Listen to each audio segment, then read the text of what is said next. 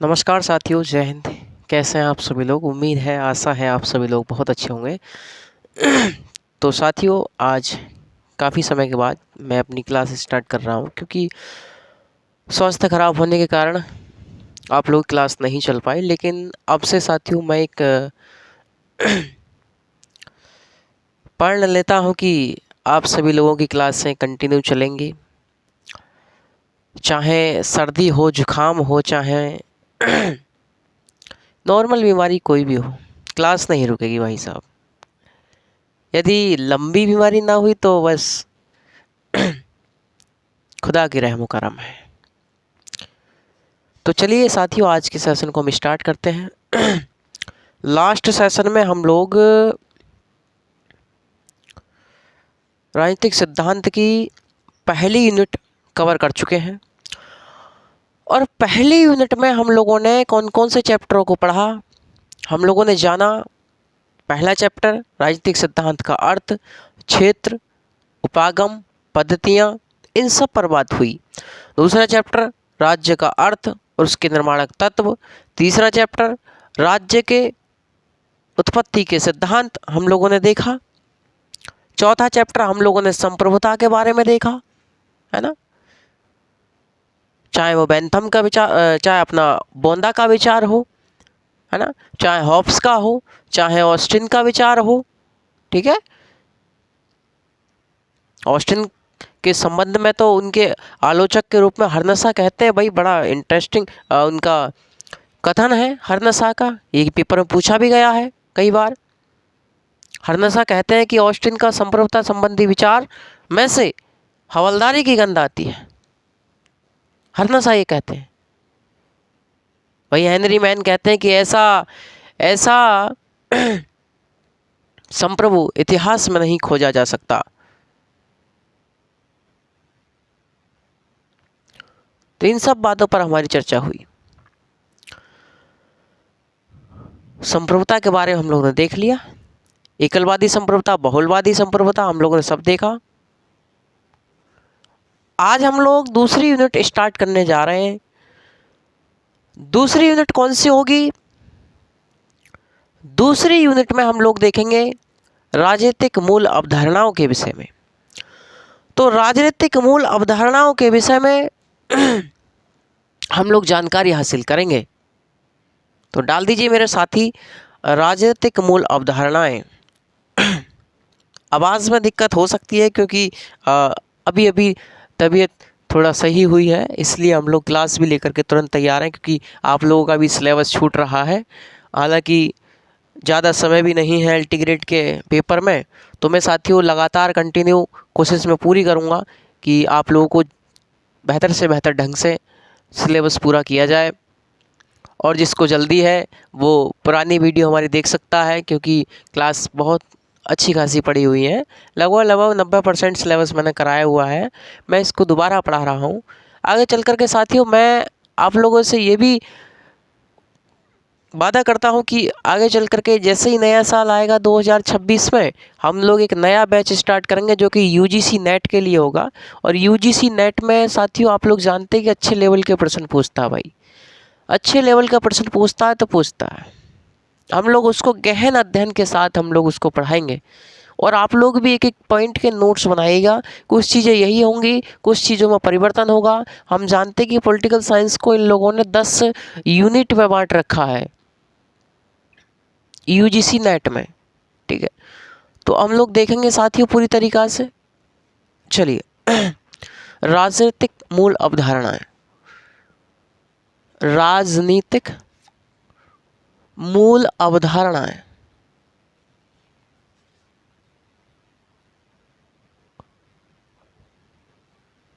ठीक, तो मेरे साथी राजनीतिक मूल अवधारणाएं जो हैं, कौन कौन सी राजनीतिक मूल अवधारणा है? जैसे हम लोग देखते हैं, सबसे पहले अधिकार देखते हैं। अधिकार, ठीक है। उसके बाद देखते हैं स्वतंत्रता देखते हैं, ठीक है। समानता देखते हैं। अधिकार, स्वतंत्रता, समानता। न्याय देखते हैं, न्याय। उसके बाद हम लोग देखते हैं लोकतंत्र एवं अधिनायक तंत्र। लोकतंत्र एवं अधिनायक तंत्र, ठीक। उसके बाद हम लोग देखते हैं लोकतंत्र एवं अधिनायक तंत्र के बाद देखते हैं हम लोग विधि एवं दंड के सिद्धांत। विधि एवं दंड के सिद्धांत, ठीक है भैया, विधि एवं दंड के सिद्धांत। अंत में देखते हैं हम लोग नागरिकता। नागरिकता, ठीक है, नागरिकता। ये 7 चैप्टर इसमें है मेरे साथी। इन 7 चैप्टर को मैं आपसे वादा करता हूँ कि मेरे साथी मैं आपको इसमें लगभग ओनली ये 8 डेज का काम है। 8 दिन में ये ख़त्म 7 के 7 चैप्टर। 2 क्लास में ये ख़त्म और 1 क्लास में ये ख़त्म, ये ख़त्म 1 क्लास में, 1 क्लास में ये ख़त्म। हो सकता है इसमें 2 क्लास हो जाए लोकतंत्र में। 1 क्लास में ये ख़त्म, 1 क्लास में ये ख़त्म, लगभग 7-8 क्लास होंगी, बिल्कुल ख़त्म मामला, ठीक है। तो आप लोग चिंता ना करें बिल्कुल भी। तो ये 7 चैप्टर है भाई साहब राजनीतिक मूल अवधारणाओं में साथियों। जितनी बातें मैं आपको बताता चलूं उतनी बातें आप लोग अपने दिमाग में गहन में बिठा कर रखेंगे, वादा कीजिए साथियों। क्योंकि जब तक मैं जितनी बात आपको बताऊं उतनी बातें आपकी खोपड़ी में सेव होनी चाहिए। मेन बात तो भाई साहब ये है, ठीक है। जब पढ़ रहे हो तो नॉलेज होनी चाहिए, थोड़ा बहुत तो होनी चाहिए, जब भी तो दूसरा व्यक्ति आपको पहचानेगा। देखिए साथियों, हम लोग जानते हैं कि हम लोग क्या है कि नौकरी पाने के लिए पढ़ते हैं। अरे आप लोग समाज को सुधारने के लिए, राजनीतिक व्यवस्था को पढ़ने के लिए, इस व्यवस्था को पढ़ने के लिए इन सब सब्जेक्टों को पढ़ें, जब जाकर आपको ज्ञान होगा। अब ज्ञान की प्राप्ति के लिए पढ़िए, देश तो स्वयं सुधर जाएगा, क्योंकि देश भी हमसे ही है मेरे साथी, ठीक है। तो चलिए, ये जो राजनीतिक मूल अवधारणाएं हैं, ये सभी अवधारणाएं आधुनिक काल की देन मानी जाती हैं साथियों। ये सभी अवधारणाएं किसकी देन मानी जाती हैं? ये सभी अवधारणाएं किसकी हैं? तो भाई साहब आधुनिक काल की देन है। आधुनिक काल, ये सभी अवधारणाएं किसकी देन है? तो आधुनिक काल की देन है। आधुनिक काल की देन है, ठीक है भाई। आधुनिक काल मतलब 16वीं शताब्दी, 16वीं शताब्दी, यानी कि जिस समय राष्ट्र राज्य का उदय हुआ, जिस समय राष्ट्र राज्य का उदय हुआ, उसी समय इन सभी मूल अवधारणाओं का भी उदय हुआ। इन सभी मूल अवधारणाओं का भी उदय हुआ। बात यहाँ तक क्लियर है? चलिए, बहुत अच्छी बात है। आगे देखें तो साथियों, ये जो सभी मूल अवधारणाएं हैं, ये कब आई अस्तित्व में, कब इनका उदय हुआ, उदय कब हुआ, कब की देन मानी जाती है? 16वीं शताब्दी की, यानी कि आधुनिक काल, जब राष्ट्र राज्य का उदय हुआ तभी ये अस्तित्व में आई। ये सभी अवधारणाएं साथियों उदारवाद की देन भी मानी जाती है। उदारवाद, उदारवाद हम लोग जानते हैं, उदार मतलब लचीलावाद मतलब विचारधारा, यानी कि एक ऐसी विचारधारा जो समय और परिस्थिति के अनुसार अपने आप में परिवर्तन कर ले, उसे हम उदारवाद कहते हैं। हम लोग जानते हैं इसके विषय में। तो जैसे जैसे समय बदलता गया, वैसे वैसे उदारवाद के स्वरूप में परिवर्तन होता गया। यानी कि जैसे जैसे यदि हम चाहें कि भैया ये जो है, ये जो सभी मूल अवधारणा है, ये साथियों उदारवाद की देन है, इसका मतलब तो गुरुजी ये है कि जैसे जैसे उदारवाद ने अपने आप में परिवर्तन किया, ध्यान से सुनिएगा, कि जैसे जैसे उदारवाद ने अपने आप में परिवर्तन किया, वैसे वैसे इन मूल अवधारणाओं के दृष्टिकोण में भी हमको परिवर्तन देखने को मिलेगा। क्लियर है जी? बिल्कुल सही बात है मेरे साथी। तो मेरी बात ध्यान से सुने कि भाई साहब ये जो मूल अवधारणाएं हैं ये आपकी उदारवाद की देन है। किसकी? उदारवाद की देन मानी जाती है। तो जब उदारवाद की देन ये मानी जाती है तो इसका मतलब ये है कि उदारवाद में तो परिवर्तन होता रहता है समय और परिस्थिति के अनुसार। तो इसका मतलब ये है कि जब जैसे जैसे उदारवाद में परिवर्तन होता गया वैसे वैसे हमारी इन मूल अवधारणाओं में भी परिवर्तन होता गया। जहाँ साथियों हम लोग जानते हैं कि जहाँ उदारवाद के स्वरूप की बात मैं यदि मैं उदारवाद के स्वरूप की बात करूं, उदारवाद का स्वरूप की यदि मैं बात करूं तो साथी 16वीं शताब्दी से लेकर और 19वीं शताब्दी तक उदारवाद का जो दृष्टिकोण था, उदारवाद का जो रूप था वो नकारात्मक उदारवाद या व्यक्तिवाद का रूप विद्यमान था। यानी कि उदारवाद का जो स्वरूप था 16वीं शताब्दी से 19वीं शताब्दी तक वो नकारात्मक उदारवाद या व्यक्तिवाद चरम पर था। यानी कि 16वीं शताब्दी से 19वीं शताब्दी तक उदारवाद का जो स्वरूप रहा वो व्यक्तिवादी किस्म का रहा या फिर हम कहें तो नकारात्मक उदारवाद रहा। यहाँ पर क्या हुआ? यहाँ पर व्यक्तिगत हित को बढ़ावा दिया गया। यहाँ पर मेरे साथी यहाँ पर हम जानते हैं कि व्यक्तिगत हित को बढ़ावा दिया गया। व्यक्तिगत हित, यहाँ पर व्यक्तिगत हित को क्या दिया गया? बढ़ावा दिया गया। यहाँ पर प्रत्येक व्यक्ति को क्या मान लिया गया? प्रत्येक व्यक्ति को एक समान मान लिया गया। प्रत्येक व्यक्ति को क्या माना साथियों? प्रत्येक व्यक्ति को एक समान माना। तो प्रत्येक व्यक्ति को क्या माना मेरे साथी? एक समान माना इन लोगों ने। ठीक है। और यहाँ पर जब व्यक्तिगत हित को बढ़ावा दिया गया, व्यक्ति की स्वतंत्रता, व्यक्ति के अधिकार, सभी व्यक्तियों को एक समान मान लिया गया। यानी कि यहाँ पर व्यक्ति प्राथमिक था। यानी कि जो उदारवाद का जो स्वरूप रहा, जो नकारात्मक स्वरूप या फिर व्यक्तिवाद है, उसमें व्यक्ति ही प्राथमिक रहा। व्यक्ति के अधिकार, व्यक्ति की स्वतंत्रता और व्यक्ति के हित को बढ़ावा दिया गया। यहाँ पर राज्य के कार्यों को सीमित किया गया। साथियों राज्य के कार्यों को यहाँ पर क्या किया गया? सीमित किया गया। यहाँ पर क्या किया गया? राज्य के कार्यों को सीमित किया गया मेरे साथी। राज्य के कार्यों को यहाँ पर सीमित किया गया।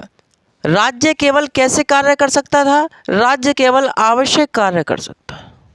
आवश्यक कार्यों में जैसे सुरक्षा, शांति व्यवस्था और न्याय। यानी कि राज्य नकारात्मक उदारवाद में केवल आवश्यक कार्य करेगा। तो जब उदारवाद का ही स्वरूप कैसा है? नकारात्मक है, व्यक्तिवादी किस्म का है। वहीं हमारी राजनीतिक मूल अवधारणाओं का भी स्वरूप कैसा देखने को मिलेगा? 16वीं शताब्दी से लेकर 19वीं शताब्दी में ये स्वरूप भी हमको व्यक्तिवादी किस्म का देखने को मिलेगा। यहाँ पर भी क्या था कि राज्य के कार्य कैसे कर दिए गए? राज्य के कार्य साथियों सीमित कर दिए गए। राज्य केवल आवश्यक कार्यों को करता। राज्य लोक कल्याण के कार्यों से उसका कोई संबंध नहीं रहा। यहाँ पर केवल व्यक्तिगत हित को बढ़ावा दिया गया, ना कि सामूहिक हित को। सामूहिक हित को बढ़ावा भी दिया जाएगा आगे। समझ रहे हैं आप मेरी बात? चलिए, तो यहाँ पर जैसा उदारवाद का स्वरूप है वैसा ही हमारा इन मूल अवधारणाओं का भी स्वरूप है। तो जैसे जैसे उदारवाद के स्वरूप में परिवर्तन होगा वैसे वैसे हमारे इस मूल अवधारणाओं के स्वरूप में भी हमको परिवर्तन देखने को मिलेगा। समझ गए साथियों? आगे चल करके जब 16वीं शताब्दी से 20वीं शताब्दी तक हम लोगों ने देखा, आगे चल करके साथियों, आगे चल करके 20वीं शताब्दी में हम लोगों को, आगे चल करके कौन सी शताब्दी आई भैया? 20वीं शताब्दी जैसे ही आई, 20वीं शताब्दी में हमको कैसा उदारवाद का स्वरूप हम बदला, उदारवाद का दृष्टिकोण बदला और कैसा देखने को मिला? सकारात्मक उदारवाद देखने को मिला। कैसा भैया? सकारात्मक उदारवाद देखने को मिला। सकारात्मक उदारवाद। ठीक है भाई मेरे साथी? तो 20वीं शताब्दी में कैसा उदारवाद?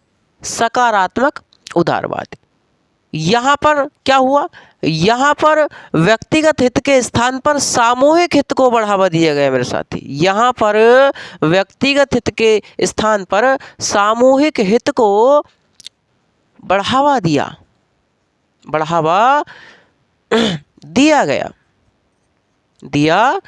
गया। दूसरी बात मेरे साथी, दूसरी बात यहाँ पर ये हुई भाई साहब कि सकारात्मक उदारवाद में जहां हम लोगों ने देखा नकारात्मक उदारवाद में क्या था कि ये व्यक्तिगत हित को बढ़ावा दिया, वहीं सकारात्मक उदारवाद ने सामूहिक हित को बढ़ावा दिया गया। वहीं हम लोगों ने देखा कि नकारात्मक उदारवाद ने क्या किया कि यहाँ पर राज्य के कार्यों को सीमित कर दिया, राज्य के कार्यों को सीमित किया। लेकिन आगे चल करके जब 20वीं शताब्दी में सकारात्मक उदारवाद की ओर जब हम चले तो यहाँ पर राज्य के कार्यों को सीमित नहीं किया गया बल्कि राज्य के कार्यों को बढ़ा दिया गया। भाई साहब ध्यान रखिएगा मेरे एक पॉइंट पे कि यहाँ पर राज्य के कार्यों को और बढ़ा दिया गया।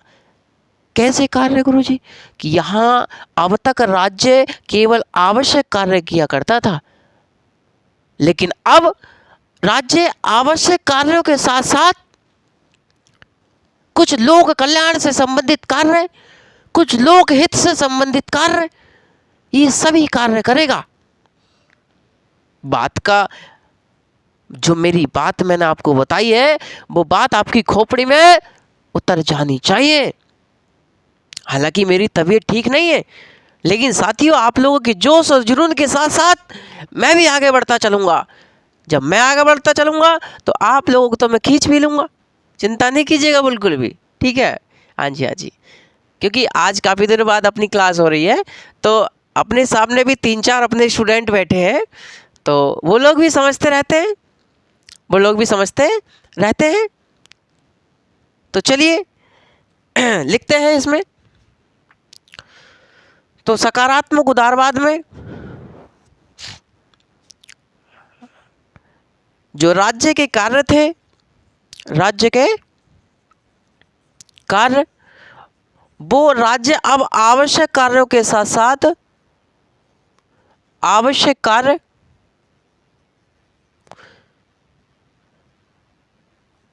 प्लस अब राज्य लोक कल्याण से संबंधित कार्य करेगा। लोक कल्याण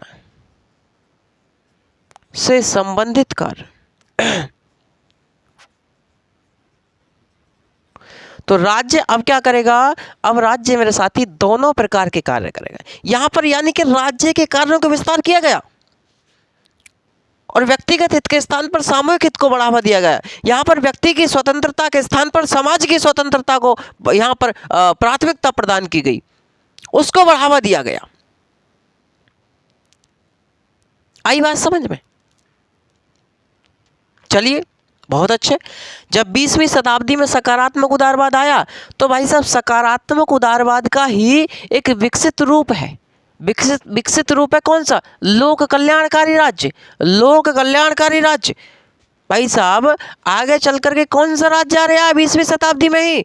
यानी कि सकारात्मक उदारवाद का विकसित रूप है लोक कल्याणकारी राज्य। लोक कल्याणकारी राज्य। जब लोक कल्याणकारी राज्य आ रहा है कब? 20वीं शताब्दी में। कब आ रहा भैया? 20वीं शताब्दी में। ये क्या है? इसका विकसित रूप है। ये क्या भैया? इसका विकसित रूप है या ना? अरे है या ना? बिल्कुल है गुरुजी, ये इसका विकसित रूप है। तो यहाँ पर लोक कल्याण से संबंधित कार्य और अधिक बढ़ा दिए गए, सामूहिक हित को बढ़ावा और ज़्यादा दे दिया गया, समाज को बढ़ावा और ज़्यादा दे दिया गया, लोगों की न्यूनतम आवश्यकताओं से संबंधित कार्य ज़्यादा किए जाने लगे। यहाँ पर राज्य का हस्तक्षेप और ज़्यादा बढ़ गया, व्यक्ति की आज़ादी में, व्यक्ति की स्वतंत्रता में, है ना? क्योंकि साथियों हम लोग जानते हैं कि जो व्यक्तिवादी किस्म के व्यक्ति हैं, वो क्या कहते हैं? वो कहते हैं कि जब व्यक्ति की स्वतंत्रता में राज्य का हस्तक्षेप होगा, वो कैसी होगी? वो सीमित होगी। ये नकारात्मक उदारवादी मानते हैं, ये नकारात्मक उदारवादी मानते हैं, जिन्हें नकारात्मक स्वतंत्रता के जो समर्थक हैं, जैसा एडम स्मिथ है ना? एडम स्मिथ है आर्थिक नकारात्मक उदारवाद या आर्थिक नकारात्मक स्वतंत्रता के समर्थक हैं।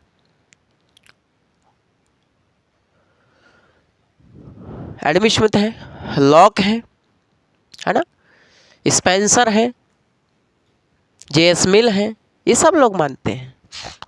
तो जब लोक कल्याणकारी कार्य में क्या होगा कि जो राज्य है उसके कार्य अधिक बढ़ जाएंगे, राज्य व्यक्ति की स्वतंत्रता में, व्यक्ति की आज़ादी में हस्तक्षेप ज़्यादा करने लगेगा, वो सामूहिक हित को बढ़ावा ज़्यादा दिया जाएगा इसमें। तो जब साथियों लोक कल्याणकारी कार्य ज़्यादा बढ़ गए, लोक कल्याण से संबंधित कार्य ज़्यादा बढ़ गए, तो आगे चल कर के साथियों व्यक्तिवादियों ने क्या करा? व्यक्तिवादियों ने यहाँ पर सोचा, इन्होंने कहा कि भाई साहब जब सब कुछ राज्य ही कर रहा है, इन लोगों ने सोचा जो व्यक्तिवादी किस्म का आदमी है, भाई साहब अब तुम जानते हो दुनिया में सब तरह आदमी मिल जाते हैं, अरे हाँ है ना? अरे है ना? तो भाई साहब जैसे व्यक्तिवादी ने सोचा कि रो भैया ओ लाल देव देख भैया कहाँ है, रो यहाँ है वह देखिए यार लोक कल्याण से संबंधित कार्य, अरे सिगरे कार्य भैया जब राज्य ही करेगा, जब शहरे के शहरे कार्य जब राज्य ही करेगा भाई साहब, तो व्यक्ति कहाँ होगा? व्यक्ति की आज़ादी, व्यक्ति की स्वतंत्रता, व्यक्ति कहाँ है? व्यक्ति तो खोई गया भैया, व्यक्ति तो खोई गया, ध्यान रखिएगा मेरी बात, व्यक्ति तो खो गया नहीं खो गया व्यक्ति। हाँ, तो नकारात्मक उदारवादियों ने सोचा कि यार कुछ ना कुछ झमेला है, वो तो वैसे भी मानते हैं कि व्यक्ति की स्वतंत्रता में अगर राज्य का हस्तक्षेप होगा व्यक्ति की स्वतंत्रता कम होगी। तो यहाँ पर जब सब कुछ राज्य कार्य करने लगा, तो कहीं ना कहीं व्यक्ति की आज़ादी, व्यक्ति की स्वतंत्रता कम होने लगी, राज्य का हस्तक्षेप बढ़ने लगा। तो आगे चल करके 1980 के दशक के आसपास, 1980 के दशक में, 1970-80 के दशक के आसपास एक नया कॉन्सेप्ट लेकर के आए, जिसे कहा गया उदारीकरण, जिसे कहा गया मेरे साथी उदारीकरण। 1900 आगे चल करके 1980 के दशक में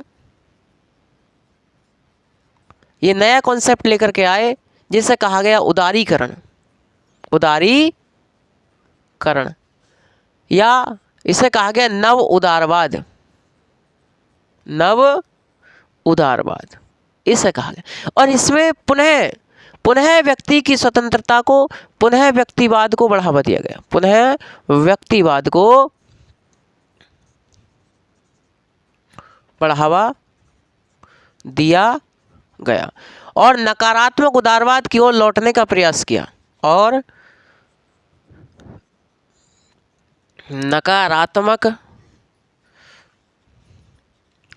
उदारवाद की ओर लौटने का प्रयास किया, लौटने का प्रयास किया। ये सब बातें मैंने साथियों आप लोगों को बताई, इतनी आप लोग बात ध्यान रखिएगा। अब बताइए साथियों, जितना मैंने आपको पढ़ाया उतने में आपको मज़ा आया नहीं आया?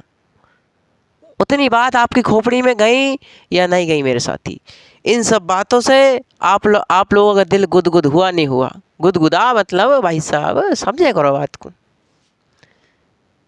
देखिए, जिसने जिसने पढ़ाई को मजाक बना दिया भाई साहब, पढ़ाई उसके समझ में आने लगेगी।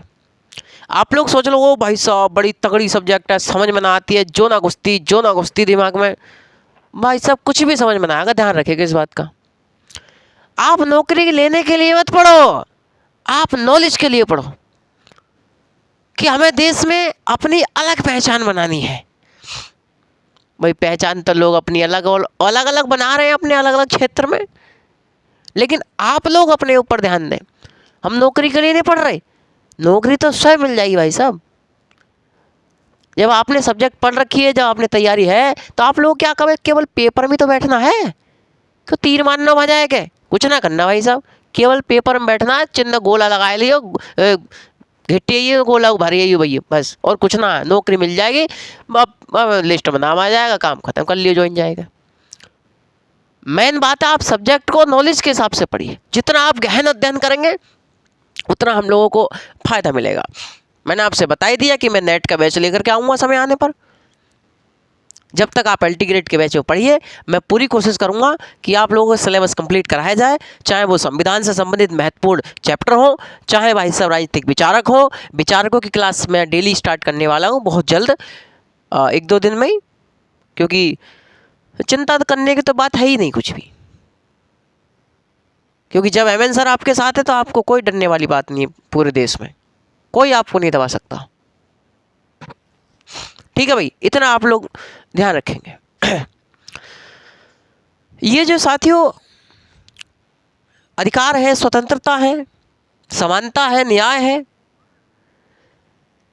ये सभी लोकतंत्र के क्या माने जाते हैं, गुण माने जाते हैं।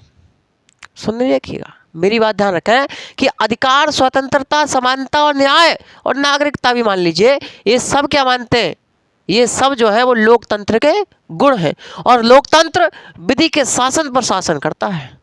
लोकतंत्र विधि के शासन में विश्वास करता है, विधि के शासन के द्वारा शासन करता है, विधि के शासन में विश्वास करता है या उसके द्वारा शासन करता है। इतनी बात याद रखेंगे, याद रखेंगे। अधिकार, स्वतंत्रता, समानता न्यायपूर्ण समाज में संभव है। ध्यान रखें साथियों, अधिकार, स्वतंत्रता, समानता केवल न्यायपूर्ण समाज में संभव है। यह न्यायपूर्ण समाज के अलावा यह कहीं भी संभव नहीं है मेरे साथी। याद आई कुछ बात, ए भैया, याद कुछ आई पुरानी बात। हम जानते हैं मेरे साथी कि ये जो है, ये जो स्वतंत्रता है, ये जो स्वतंत्रता है, इस स्वतंत्रता में अधिकार निहित होते हैं। इस स्वतंत्रता में अधिकार निहित होते हैं। हम जानते हैं कि इन अधिकारों के अभाव में, इन अधिकारों के ना होने से कोई भी व्यक्ति अपना व्यक्तित्व का विकास नहीं कर सकता। कोई भी व्यक्ति अपना व्यक्तित्व का विकास नहीं कर सकता। हम ये भी जानते हैं मेरे साथी, जानते हैं नहीं जानते, ये भी जानते हैं हम लोग। इसीलिए साथियों, हम स्वतंत्रता से पहले अधिकारों को पढ़ते हैं। इसीलिए हम स्वतंत्रता से पहले इन अधिकारों को पढ़ते हैं। क्यों पढ़ते हैं? क्योंकि बिना अधिकारों के व्यक्तिगत विकास संभव नहीं है, किसी भी व्यक्ति का व्यक्तित्व का निर्माण संभव नहीं है। इसीलिए हम लोग इन अधिकारों को पहले पढ़ते हैं।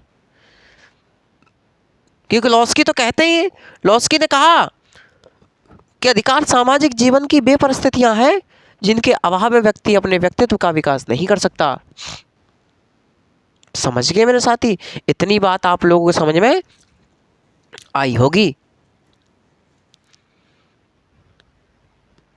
ठीक है, तो चलिए इतना आप लोग लिखें। उसके बाद मूल अवधारणाओं में सबसे पहले हम लोग देखेंगे अधिकार।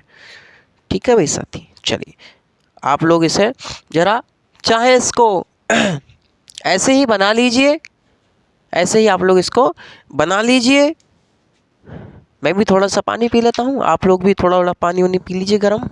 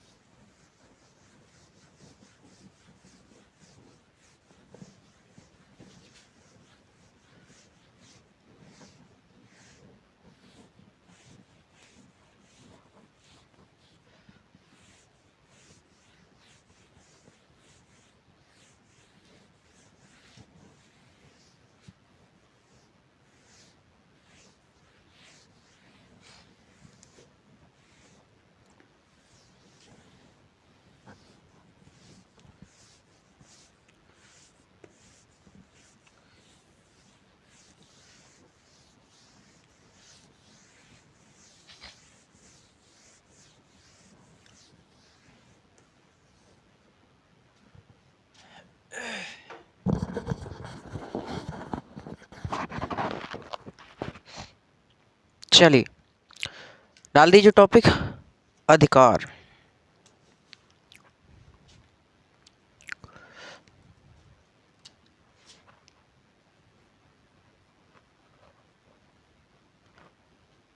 अधिकार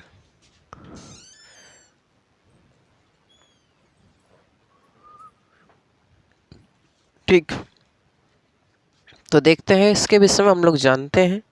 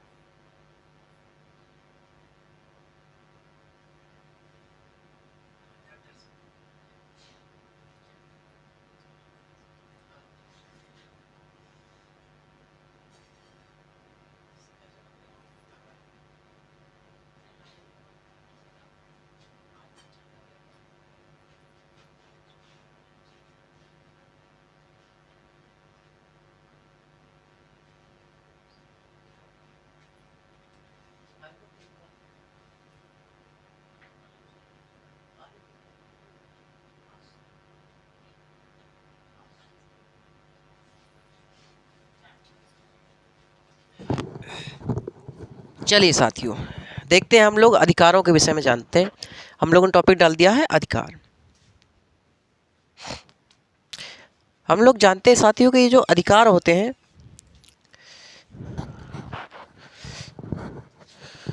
अधिकार हमारे जीवन के लिए साथियों बहुत ही आवश्यक है।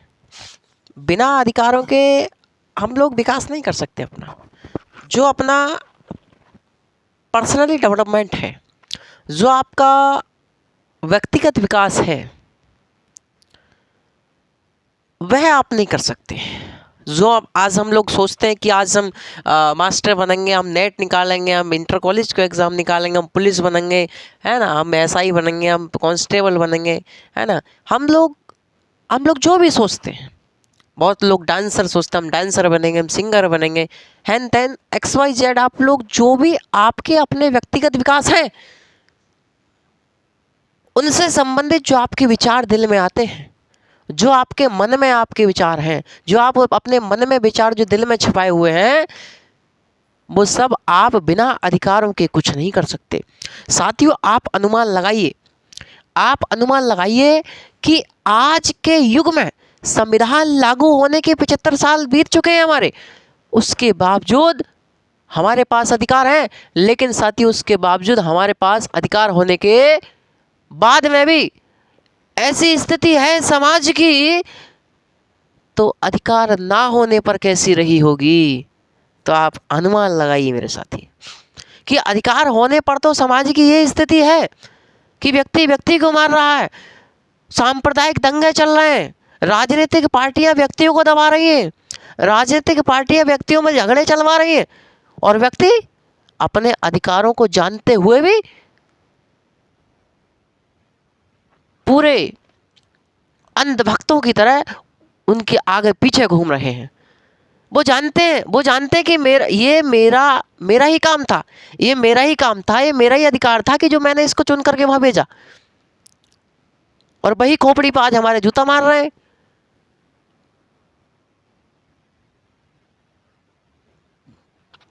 तो जिनको नहीं पता है वो ऐसा कर रहे हैं तो चलो मान लेते हैं, लेकिन जिनको अपने अधिकार पता है, अगर वो जूता चाट रहे हैं वहां जाके, तो बात गलत नहीं, वो बात गलत है पूरी तरीका से। तो जूता नहीं चाटने हैं।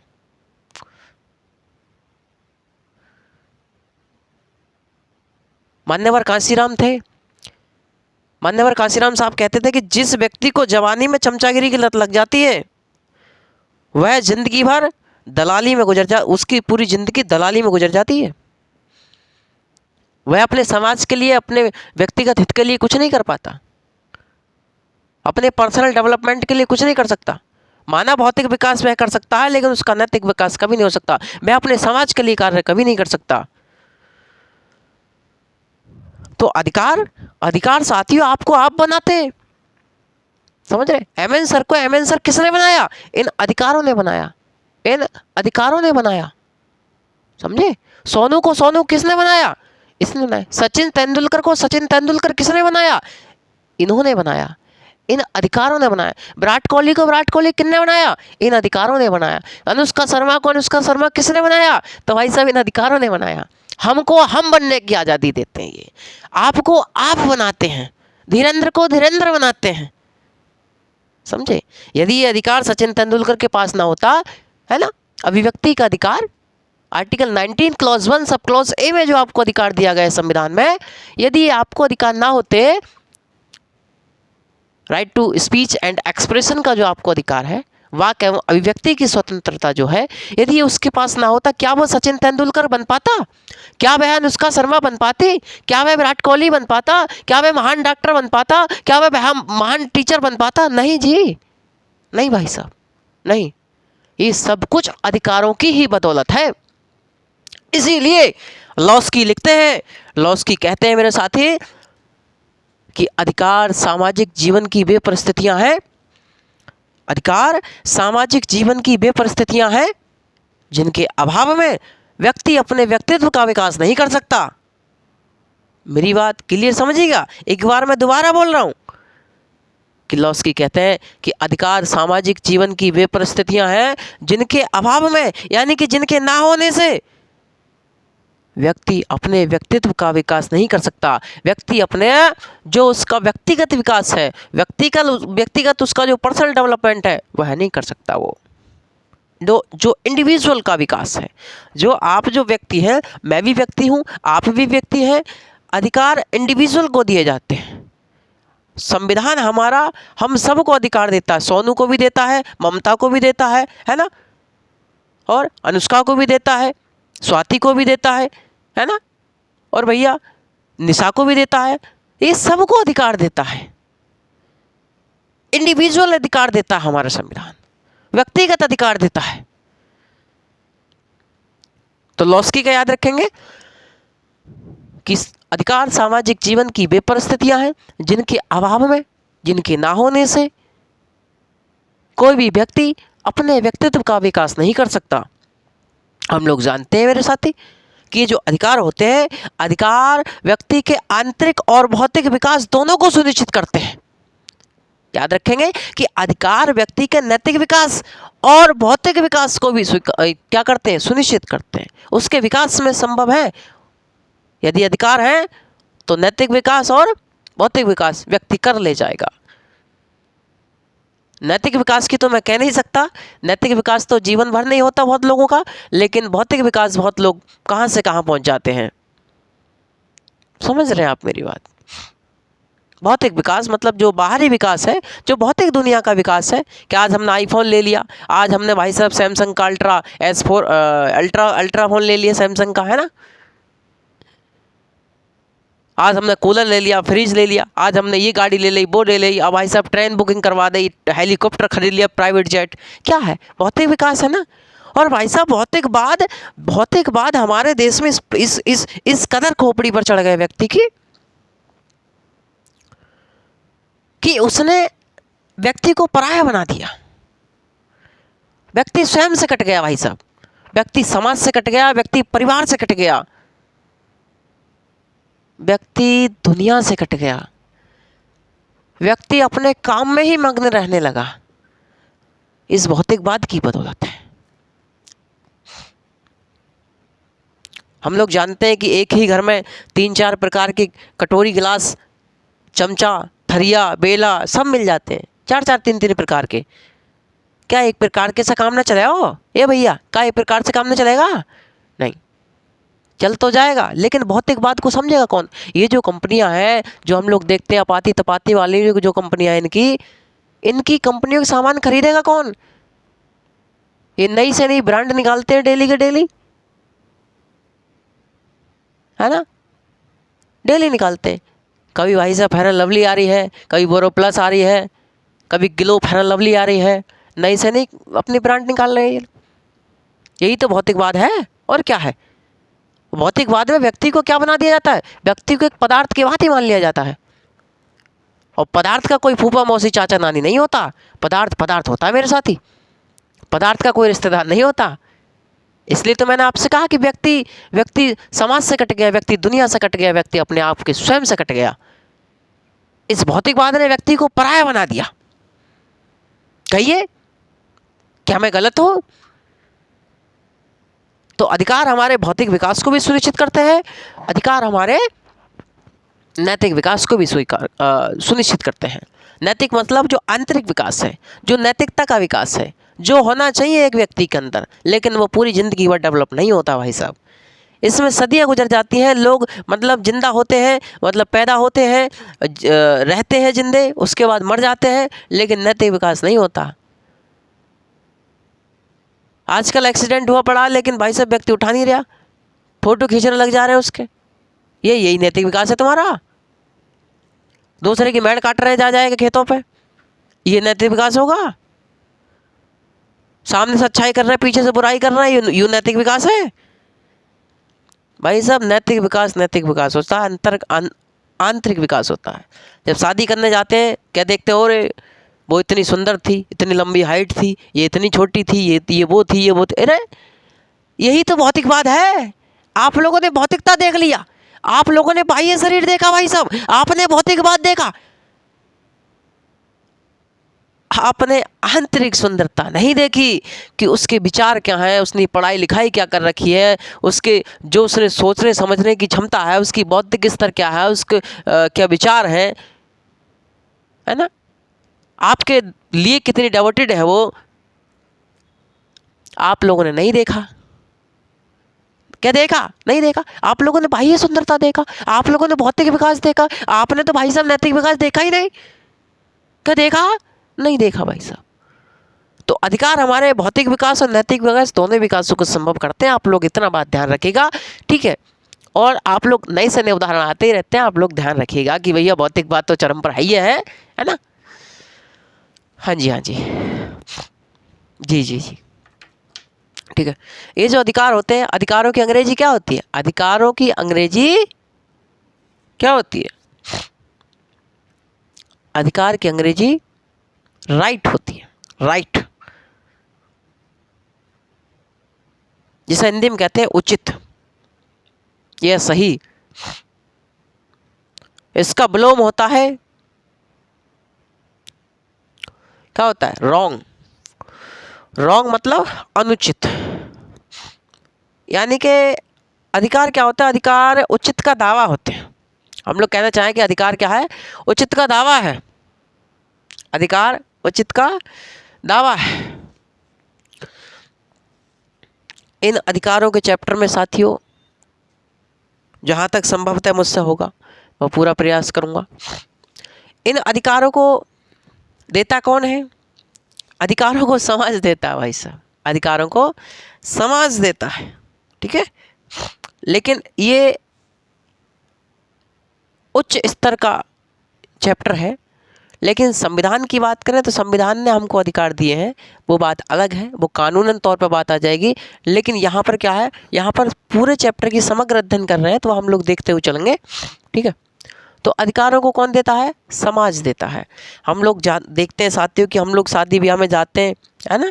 जाते नहीं जाते तो जयमाला डालते हैं, लड़की मतलब 100 200 150 आदमी लेकर के जाते हैं बारात में। तो क्या है, समाज के सामने हम स्वीकार करते हैं, उसकी मांग भरते हैं भाई साहब, महारानी की मांग भरते हैं और कहते हैं कि आज से तुम क्या हो, मेरी पत्नी हो, और आज से मेरी सब चीज़ों पर आपका अधिकार है। आपने उसको अधिकार दे दिया।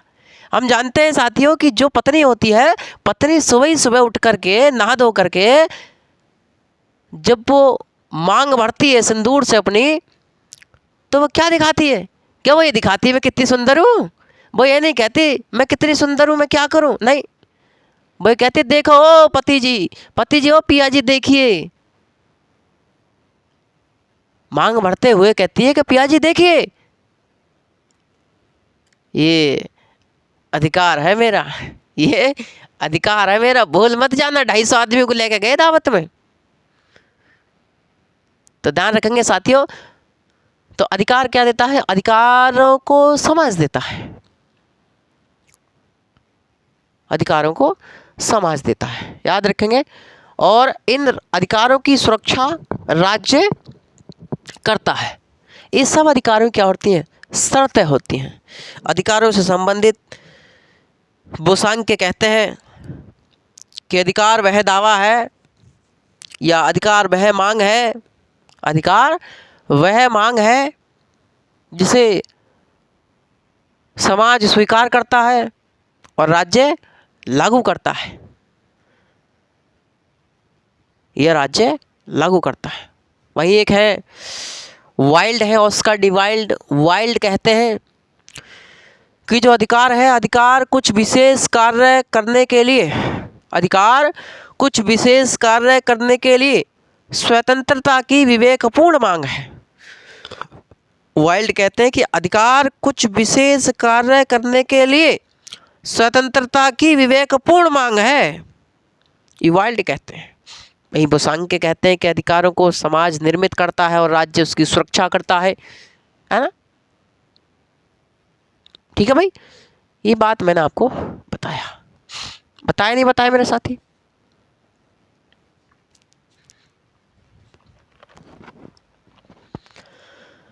लिखिए जरा भाई, लिखिए लिखिए लिखिए,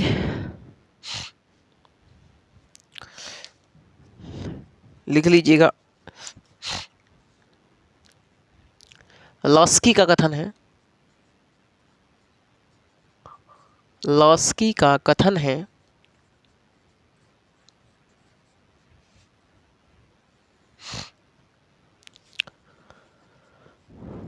अधिकार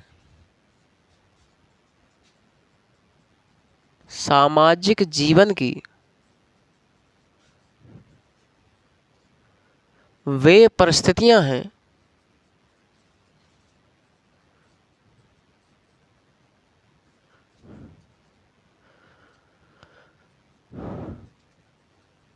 जिनके अभाव में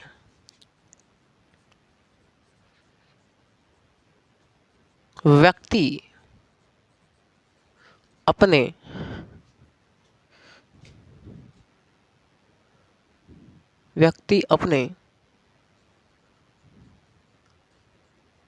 व्यक्तित्व का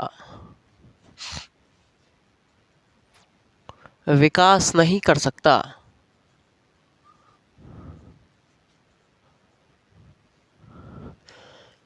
व्यक्तित्व का विकास नहीं कर सकता,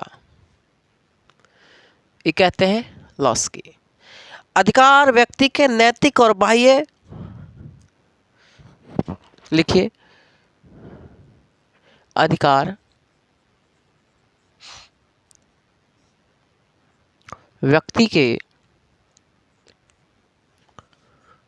व्यक्ति के नैतिक व बाह्य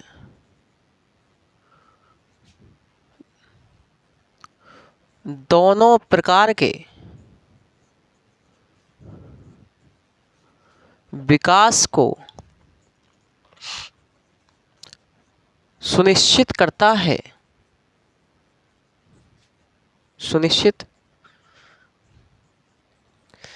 करता है। याद रखेंगे, आंतरिक विकास मतलब नैतिक विकास मतलब आंतरिक विकास, आंतरिक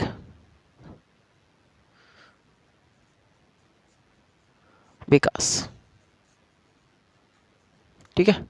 बाह्य मतलब भौतिक विकास, ठीक है। भौतिक विकास, बाह्य विकास, बात एक ही है, याद रखेंगे। लिखें, अधिकार की अंग्रेजी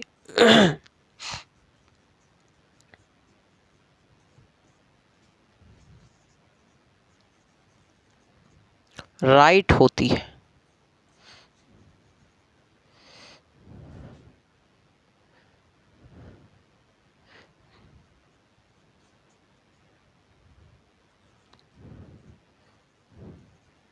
जिसका अर्थ है उचित, उचित।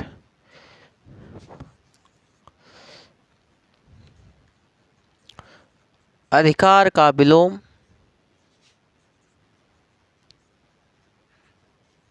अधिकार का विलोम रॉन्ग होता है, रॉन्ग होता है, जिसे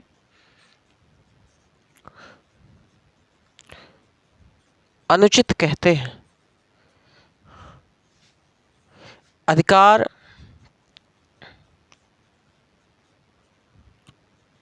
उचित का दावा है, उचित का दावा है, यानी कि जहां आपको उचित लगे, जहां आपको सही लगे, जहां आपको राइट बात लगे, वही समझ लीजिएगा वहां आपके अधिकार की बात चल रही है।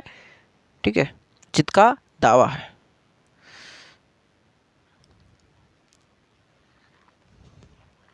अधिकार क्या है? उचित का दावा है। समाज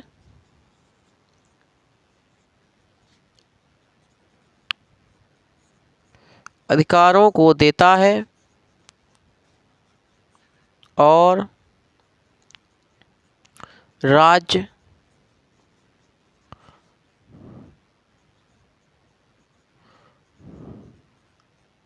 उसे लागू करता है।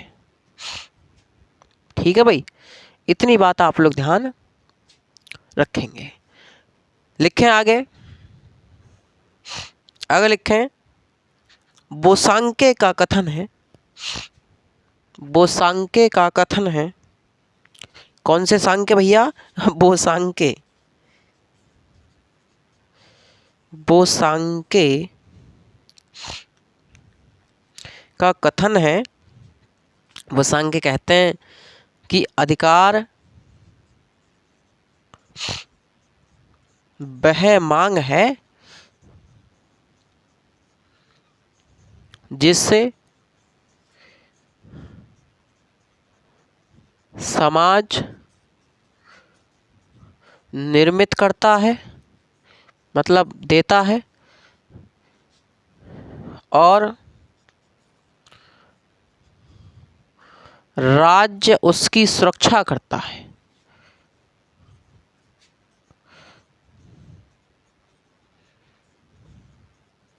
राज्य उसकी सुरक्षा करता है। वाइल्ड क्या कहते हैं? वाइल्ड कुछ कहता हूँ भाई साहब, यहाँ लिख लीजिएगा। वही वो सांख्य के बाद लिखें वाइल्ड।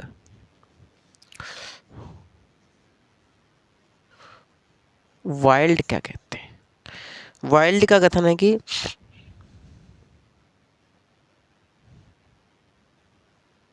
अधिकार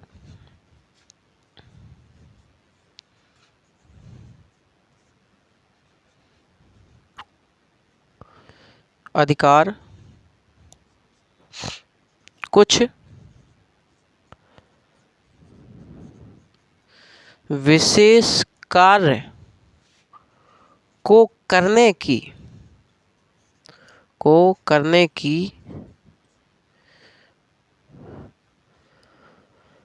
स्वतंत्रता, अधिकार कुछ विशेष कार्यों को करने की स्वतंत्रता की विवेकपूर्ण मांग है।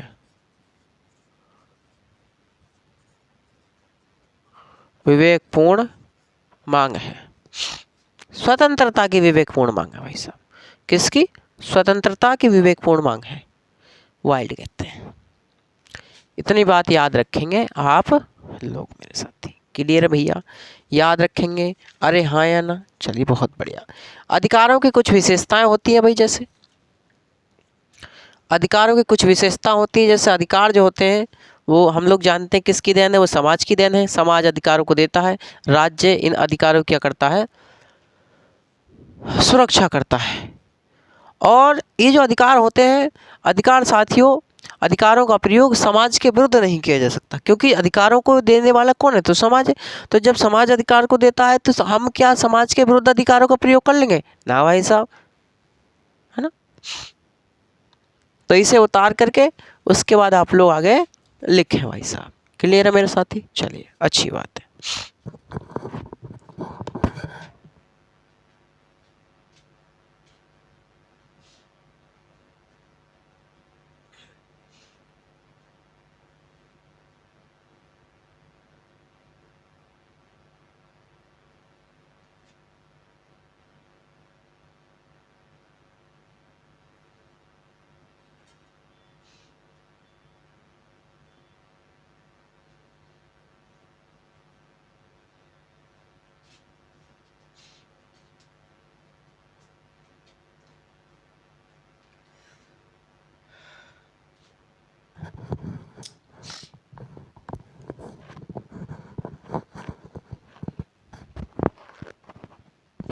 चलिए,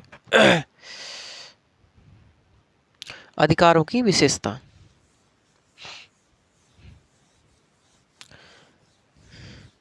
आप लोग लिख लीजिएगा क्योंकि समय लगता है इसमें ज़रा। लिखें अधिकारों की विशेषता टॉपिक डाल करके लिख लीजिएगा, क्योंकि मैं फिर आगे चल करके आगे आपको अगली बात बताऊं। ठीक है,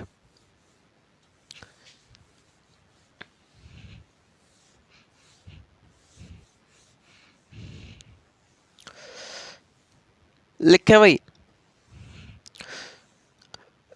अधिकारों को नंबर 1 डाल के लिखें, अधिकारों को समाज देता है, इसीलिए हम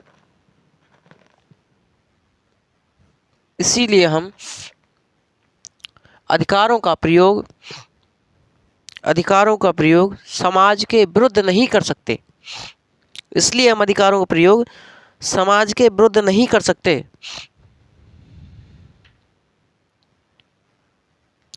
ठीक है, नंबर 2 लिखें,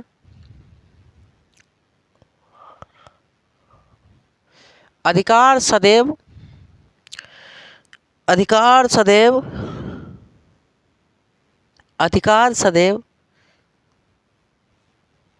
गतिशील एवं परिवर्तनशील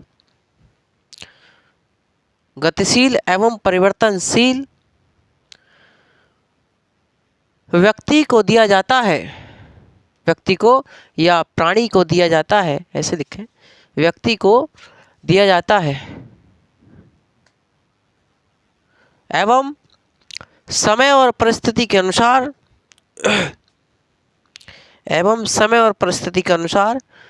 इसमें परिवर्तन देखने को मिलता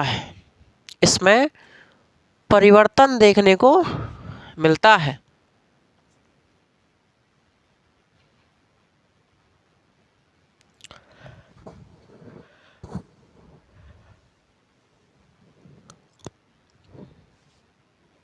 ठीक है, आगे लिखें, अधिकारों को सदैव कर्तव्यों के साथ जोड़कर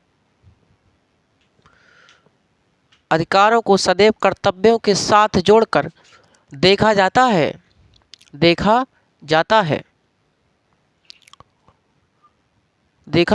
कर्तव्यों के अभाव में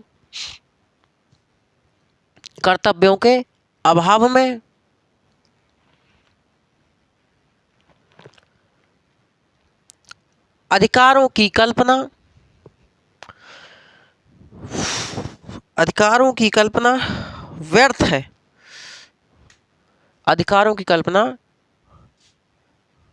व्यर्थ है।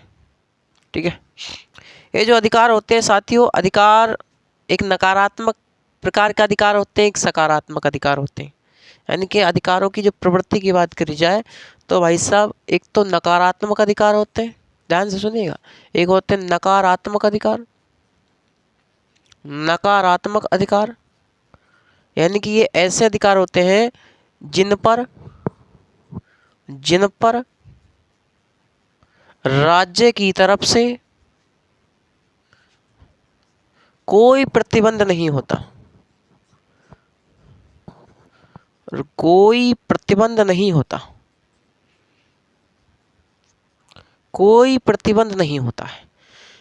यानी कि नकारात्मक अधिकार, नकारात्मक की जहाँ जहाँ बात आएगी वहाँ पर राज्य को सीमित किया जाएगा, व्यक्ति को प्राथमिकता प्रदान की जाएगी।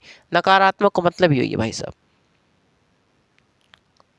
कि जहाँ जहाँ व्यक्ति को प्राथमिकता प्रदान की जाएगी, व्यक्ति की स्वतंत्रता, व्यक्ति का अधिकार, इन सबको प्राथमिकता प्रदान की जाएगी, वहीं पर राज्य के कार्य जो उनको सीमित किया जाएगा, राज्य की शक्तियों को कम किया जाएगा। तो मैंने अभी तो कहा कि ऐसे अधिकार जिन पर राज्य की तरफ से कोई प्रतिबंध नहीं होता उन्हें नकारात्मक अधिकार कहते हैं। वही सकारात्मक अधिकार कौन से होते हैं?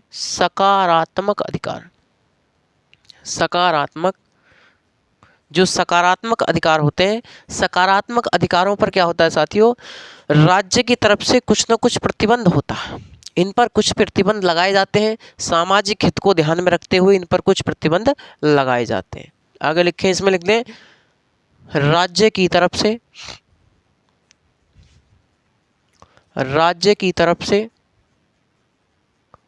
सामाजिक हित को ध्यान में रखते हुए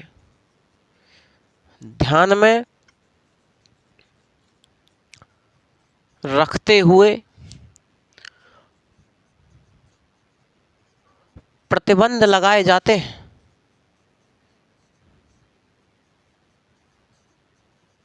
ध्यान में रखते हुए इन पर प्रतिबंध लगाए जाते हैं। क्लियर है? यानी कि सकारात्मक अधिकार, यहाँ पर राज्य को कैसे कार्य मिल गए? राज्य को यहाँ पर कुछ कल्याण से संबंधित कार्य मिले, तो यहाँ पर सामाजिक हित को बढ़ावा दिया गया, सामूहिक हित को बढ़ावा दिया गया। यहाँ पर व्यक्तिगत हित को स्थान पर सामूहिक हित को बढ़ावा दिया गया। वही वाली बात आप लोग ध्यान रखिएगा। ठीक है। अधिकारों की यदि बात करूं साथियों, अधिकार दो प्रकार के होते हैं, एक होते हैं नैतिक अधिकार, एक होते हैं कानूनी अधिकार। अधिकारों की बात करूं तो भाई सब जो अधिकार हैं, एक होते हैं नैतिक अधिकार। अधिकारों की बात करें जाए मेरे साथी, तो एक होते हैं नैतिक अधिकार। कौन से भाई साहब? एक होते हैं नैतिक अधिकार, नैतिक अधिकार। ठीक है। एक होते हैं अपने कौन से? एक होते हैं कानूनी अधिकार। कानूनी अधिकार, कानूनी अधिकार भी दो प्रकार के। कौन कौन से? एक होते हैं नागरिक अधिकार, नागरिक अधिकार यानी कि जो सभी नागरिकों को प्राप्त है, नागरिक अधिकार। ठीक है। एक इसमें होते हैं राजनीतिक अधिकार, राजनीतिक अधिकार, ऐसे अधिकार जो व्यक्ति को राजनीतिक अधिकार प्राप्त है, राजनीतिक अधिकार। ठीक है। पॉलिटिकल राइट, पॉलिटिकल राइट एम दूसरे होते हैं नॉर्मल राइट। तो नैतिक अधिकार, नैतिक अधिकार क्या होता है? जिन पर एक प्रकार से कह सकते हैं हम लोग, नैतिक अधिकार वे अधिकार होते हैं जिनके संबंध में व्यक्ति के मतलब इनका संबंध किससे होता है? तो व्यक्ति के नैतिक आचरण से होता है। यानी कि ये ऐसे अधिकार होते हैं जो व्यक्ति के नैतिक आचरण से होते हैं, व्यक्ति की नैतिकता से संबंधित होते हैं। समझे? और ऐसे अधिकारों को विभिन्न विचारकों ने अधिकारों की संज्ञा नहीं दी है। विभिन्न विचारकों ने इनको अधिकारों की संज्ञा नहीं दी, और राज्य भी इनकी सुरक्षा नहीं करता है, राज्य भी इनकी सुरक्षा नहीं करता है। यानी कि नैतिक अधिकार वे अधिकार होते हैं जो व्यक्ति के नैतिक आचरण से संबंधित होते हैं, और व्यक्ति इनसे अपना नैतिक विकास करता है। व्यक्ति इनसे क्या करता है? अपना नैतिक विकास करता है। और विभिन्न विचारकों ने इनको, तमाम विचारक हैं जिन्होंने नैतिक अधिकारों की संज्ञा प्रदान नहीं की, और राज्य भी इनकी सुरक्षा नहीं करता। साथियों लिख ले एक दो लाइन इसमें, ऐसे अधिकार जो व्यक्ति के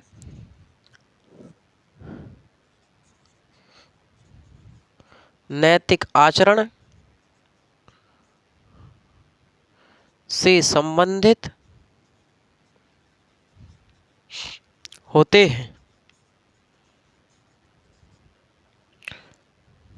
और राज्य भी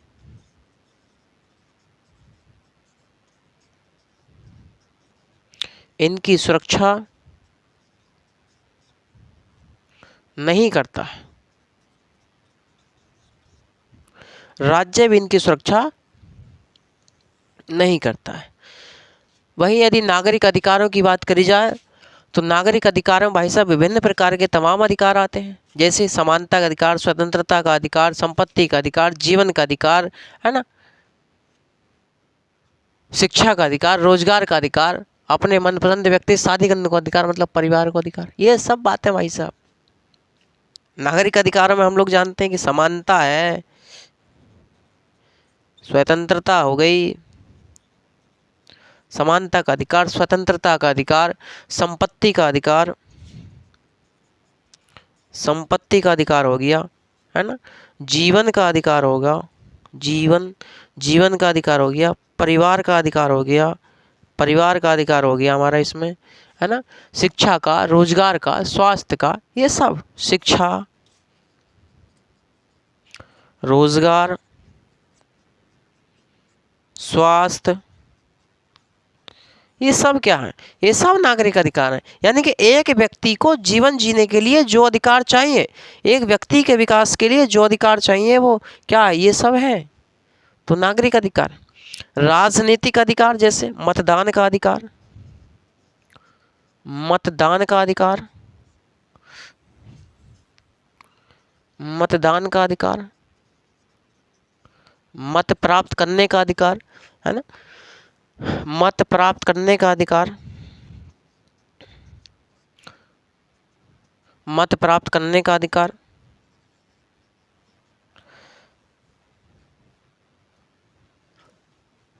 सार्वजनिक पद ग्रहण करने का अधिकार, सार्वजनिक पद ग्रहण करने का अधिकार, चुनाव लड़ने का अधिकार,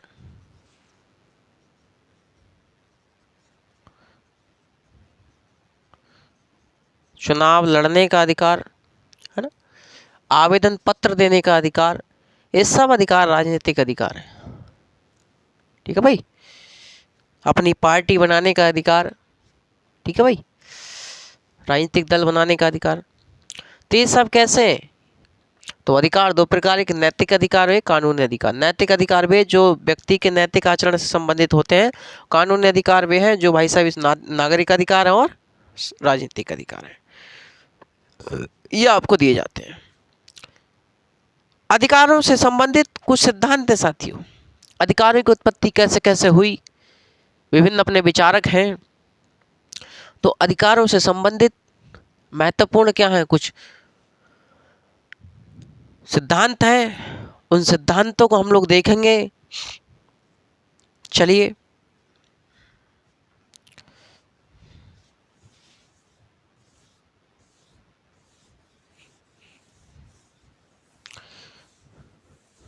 जरा अपन लोग आज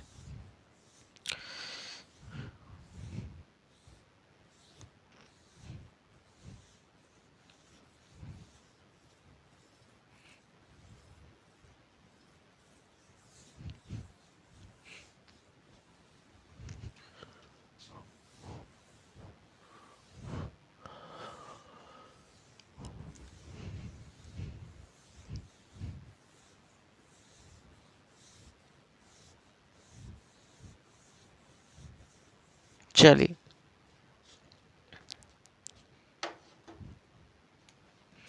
डाल दें अधिकारों के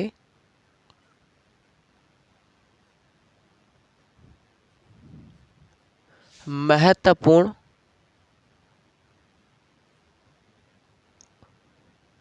सिद्धांत।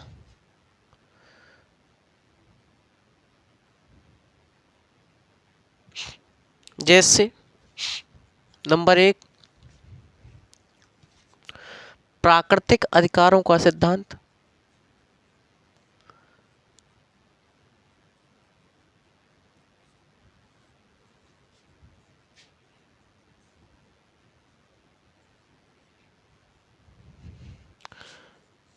नंबर 2, कानूनी अधिकारों का सिद्धांत।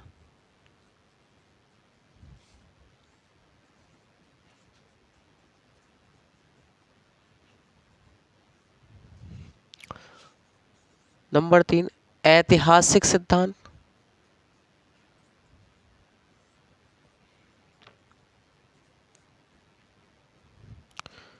नैतिक या आदर्शवादी, नैतिक या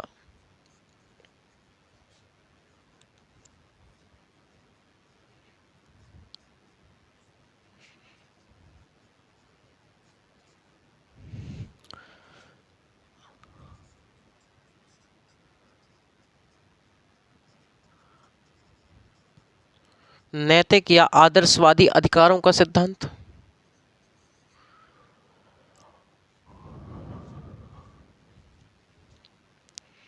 अगला है मानव अधिकारों का सिद्धांत।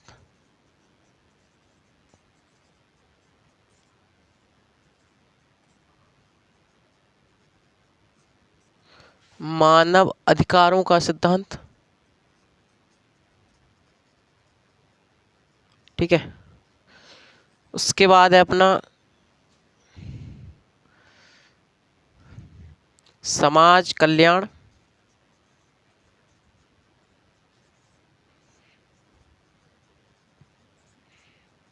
अधिकारों का सिद्धांत। समाज कल्याण अधिकारों का सिद्धांत हो गया। उसके बाद हम लोग देखेंगे मार्क्सवादी।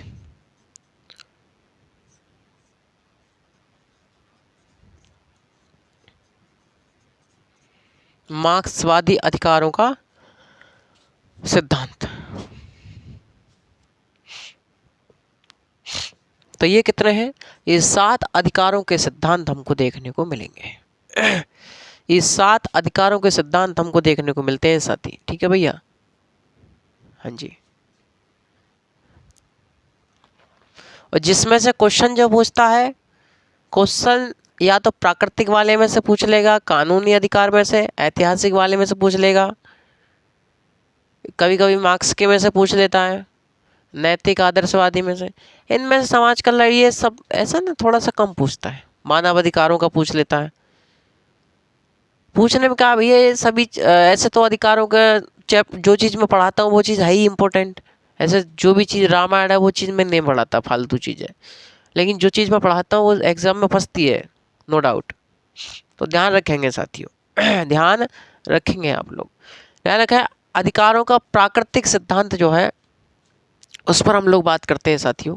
अधिकारों का जो प्राकृतिक सिद्धांत है महत्वपूर्ण है, वेरी इंपॉर्टेंट है। हम लोग इस पर बात करते हैं।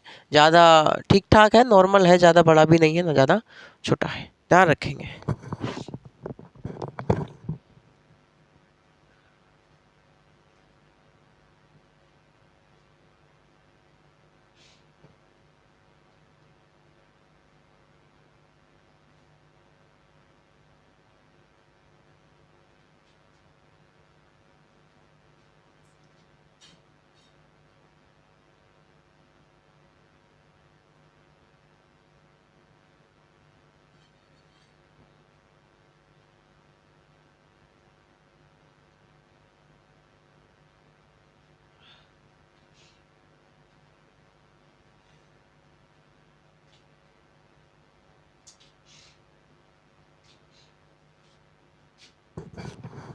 चलिए आ जाइए,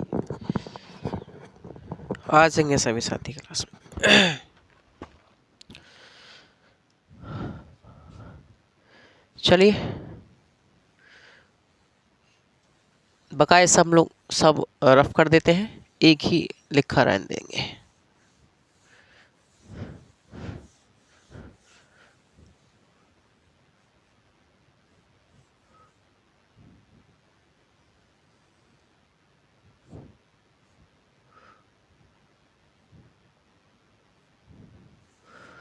चलिए भाई साथियों,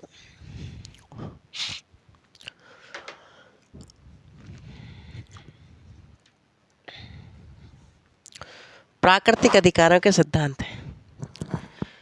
ये जो प्राकृतिक अधिकारों के सिद्धांत है साथियों, ये सब अधिकारों के सिद्धांत में सबसे प्राचीनतम सिद्धांत हम जानते हैं। अरे हाँ है ना। तो प्राकृतिक अधिकारों के सिद्धांत अधिकार के सिद्धांतों में सबसे प्राचीनतम सिद्धांत है। इससे प्राचीन सिद्धांत कोई है ही है ना, समझे। प्राकृतिक अधिकारों के सिद्धांत के जनक कौन माने जाते हैं? तो जॉन लॉक माने जाते हैं। जॉन लॉक माने जाते हैं। इसके समर्थन में कौन कौन, इसके समर्थक कौन कौन है? जैसे हॉब्स हैं, रूसो हैं, मिल्टन फ्रीडमैन है, जेफरसन है, जेफरसन यानी कि स्पेंसर है, ब्लैकस्टोन है, टॉमस पेन है। ये सभी लोग क्या माने जाते हैं? इसके समर्थक माने जाते हैं। क्लियर है बात यहाँ तक? चलिए, प्राकृतिक अधिकारों के सिद्धांत कहता क्या है? प्राकृतिक अधिकारों को सिद्धांत कहता है कि जो अधिकार है ये सब अधिकार प्रकृति की देन है। ये अधिकार किसकी देन है? तो ये सब अधिकार आप लोग जो देख रहे हैं, सब अधिकार प्रकृति की देन है। प्राकृतिक अधिकार सिद्धांत कहता है कि अधिकार प्रकृति की देन है और प्रकृति ने ये अधिकार आपको एक समान मात्रा में दिए हैं। जब व्यक्ति जन्म लेता है तो व्यक्ति को जन्म लेने के साथ ही ये सब अधिकार आपको प्राप्त हो जाते हैं। यानी कि प्राकृतिक अधिकार और सिद्धांत के अनुसार अधिकार क्या है? जन्मजात हैं। व्यक्ति को पैदा होने के बाद ही तुरंत बाद अधिकार मिल जाते हैं। इस सिद्धांत के अनुसार अधिकार राज्य से पूर्व है, यानी कि राज्य के उदय के पहले है, ये सिद्धांत मानता है। और राज्य इन्हीं सब अधिकारों की क्या करता है? सुरक्षा करता है। राज्य इन्हीं सब अधिकारों की सुरक्षा करता है। और यदि राज्य इन सब अधिकारों की सुरक्षा नहीं कर पाता है तो उस राज्य की जनता एक राज्य को हटा करके उस दूसरे राज्य का गठन कर सकती है। समझ रहे हैं आप मेरी बात?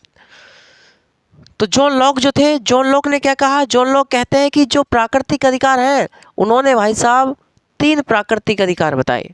यानी कि प्रत्येक व्यक्ति के 3 प्राकृतिक अधिकार हैं।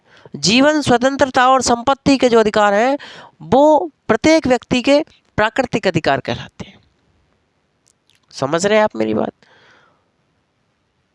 तो जॉन लॉक ने 3 आपको प्राकृतिक अधिकार बताए: जीवन, स्वतंत्रता और संपत्ति का अधिकार।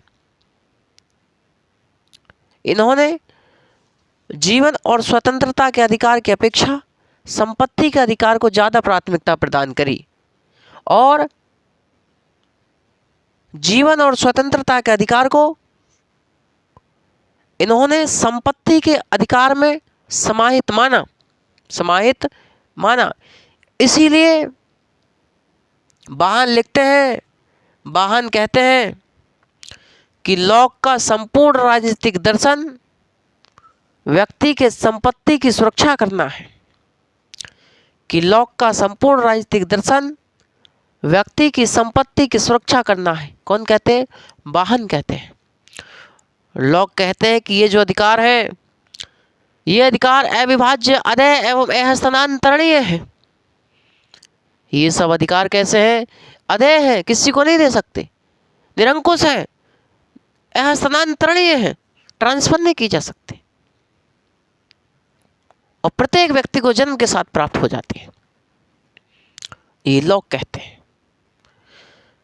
इन्हीं प्राकृतिक अधिकारों के सिद्धांत के आधार पर साथियों 2 क्रांतियां मानी जाती हैं। 2 क्रांतियां हुई: अमेरिकी क्रांति 1776, फ्रांसीसी क्रांति 1789। हम जानते हैं कि जो अमेरिकी क्रांति थी, कभी कभी पूछ लेता है कि अमेरिकी क्रांति के प्रेरणा स्रोत कौन माने जाते हैं? तो लॉक माने जाते हैं। इसके जनक कौन है अमेरिकी क्रांति के? तो जेफरसन है, थॉमस जेफरसन जिन्हें कहते हैं हम लोग। वही फ्रांसीसी क्रांति की बात करी जाए तो ये दोनों क्रांतियाँ साथियों, चाहे वो अमेरिकी क्रांति हो चाहे फ्रांसीसी क्रांति हो, दोनों ही क्रांतियों ने अधिकारों के उदय में महत्वपूर्ण भूमिका निभाई और ये दोनों क्रांतियां प्राकृतिक अधिकारों के सिद्धांत पर आधारित थीं। फ्रांसीसी क्रांतिकारी कहते हैं कि स्वतंत्रता, समानता और बंधुता इनका नारा था। ये इन्होंने नारा दिया क्रांति के समय, स्वतंत्रता, समानता एवं बंधुता, ये इन्होंने नारा दिया। आगे चल कर के साथियों यही नारा क्या बना? आगे चल कर के यही नारा मानवाधिकारों के सिद्धांत बना, यानी कि मानवाधिकार बने। यही आगे चल कर के मानवाधिकारों के रूप में देखा गया और इन्हीं को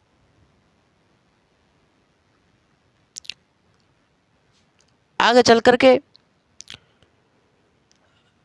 इन्हीं को विभिन्न किताबों में, विभिन्न संघों ने तवज्जो दिया।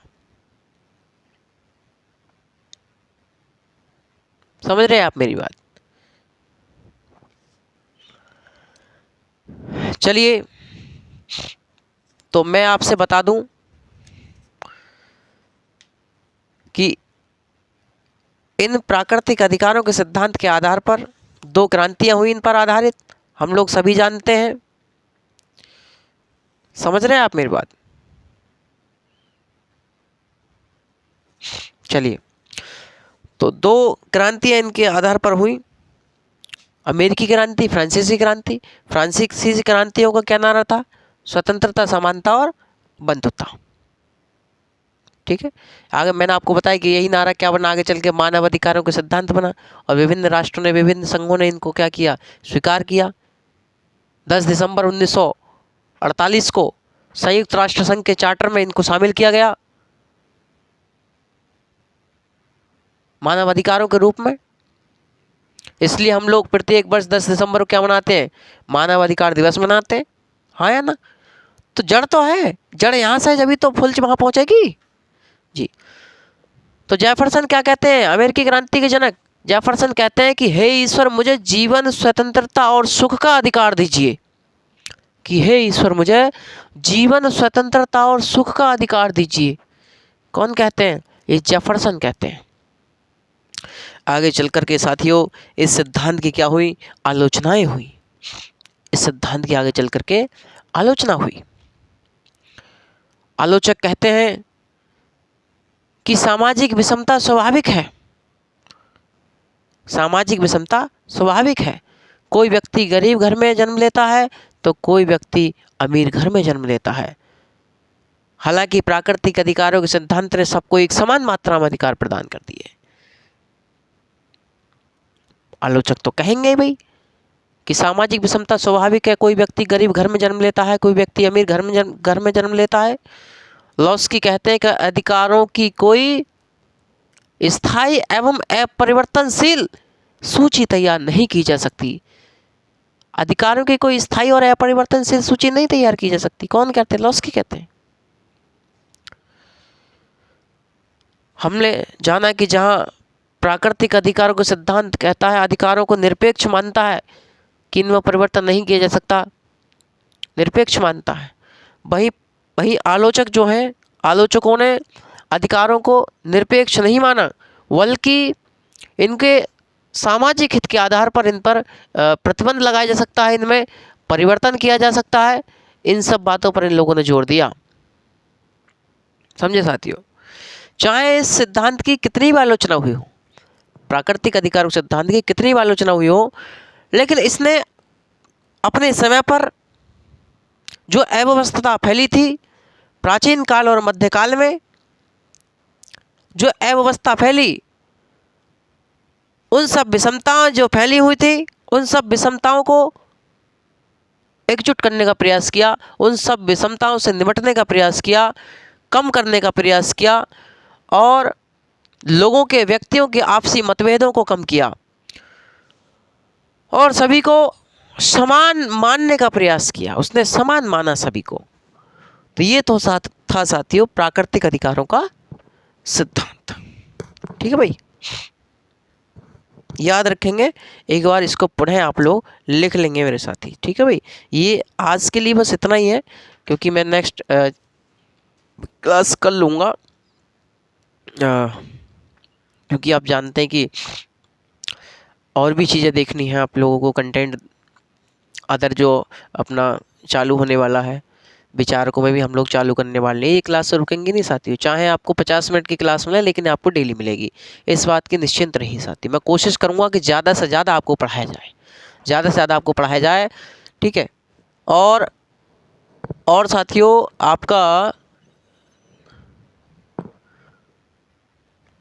हो सकता है कि आपका 8 दिन के अंतराल में ही आपको प्रैक्टिस सेशन भी देखने को मिल सकता है। ठीक है भाई, प्रैक्टिस सेशन भी आपको देखने को मिल सकता है, उसमें 30 क्वेश्चन आपको देखने को मिलेंगे। आप लोग लाइव जरूर जुड़े करें मुझसे, तो आप लोग बेहतर ढंग से मैं आपको प्रयास करूँगा बताने का। ठीक है भाई मेरे साथी, ओके ओके ओके, जी जी जी। अब बैठ जा भाई, बैठ जा, ध्यान से बैठ जा, देख लेना थोड़ा सा भाई, कैमरा भी चल रहा है, आप लोग भी देख रहे हैं, सब कुछ देख रहा है, तो क्यों मतलब आखिरी कर रहे हो?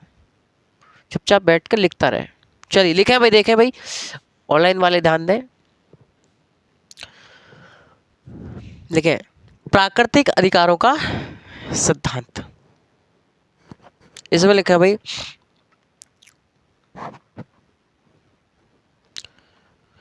प्राकृतिक अधिकारों का सिद्धांत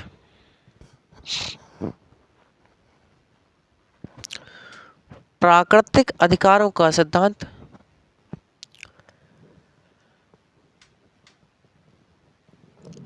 सबसे प्राचीनतम सिद्धांत है। सबसे प्राचीनतम सिद्धांत है। ठीक है।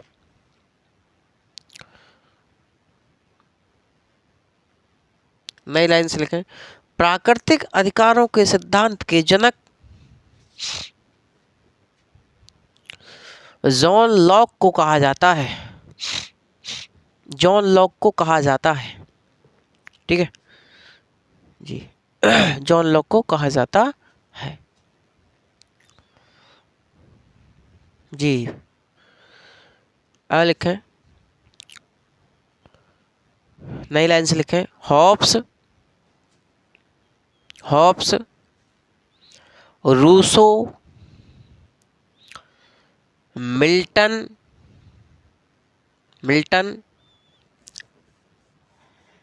जेफरसन,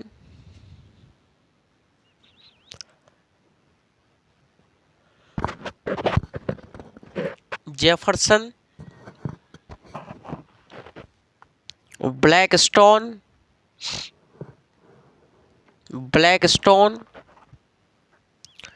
टॉमस पेन, स्पेंसर आदि।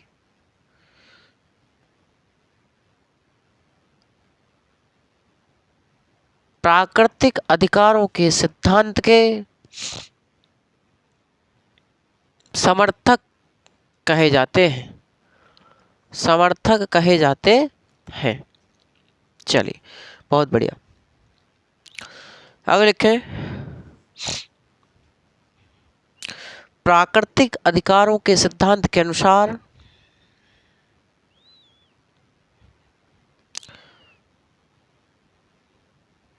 अधिकार प्रकृति की देन है। अधिकार प्रकृति की देन है।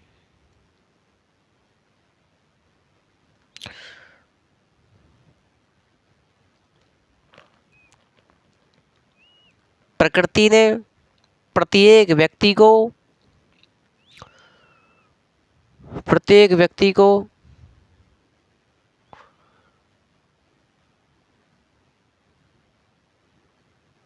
एक समान मात्रा में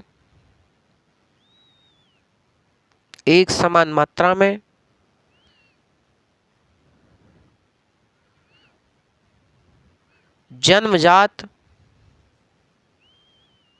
कुछ अधिकार दिए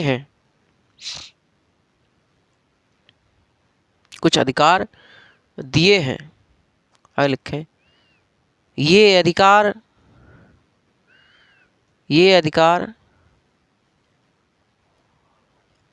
राज्य के उदय के पूर्व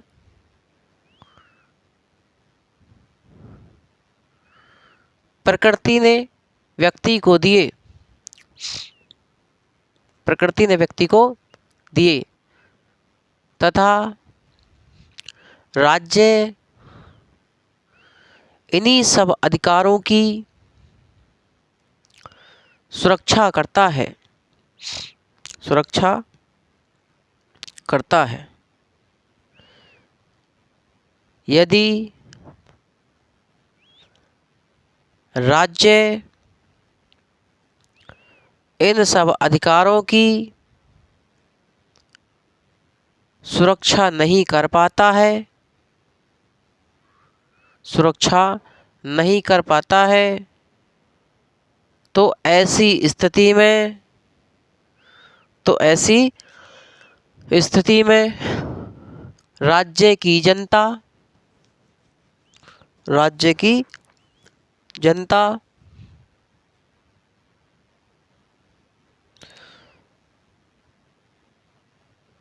इस राज्य को हटाकर दूसरे राज्य का गठन कर सकती है। दूसरे राज्य का गठन कर सकती है।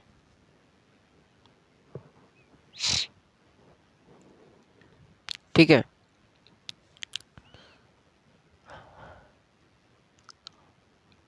आगे लिखें। जॉन लॉक के अनुसार, जॉन लॉक के अनुसार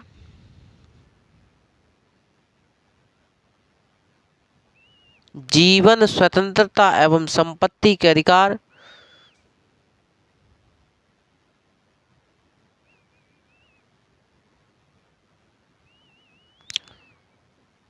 जीवन, स्वतंत्रता एवं संपत्ति के अधिकार प्रत्येक व्यक्ति को प्राप्त हैं।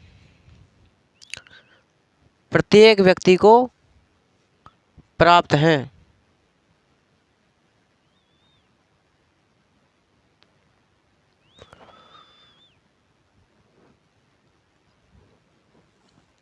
प्राप्त हैं।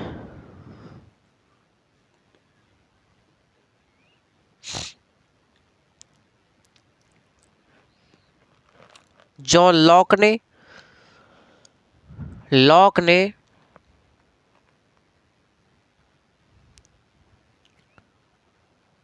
जीवन और स्वतंत्रता के अधिकार की अपेक्षा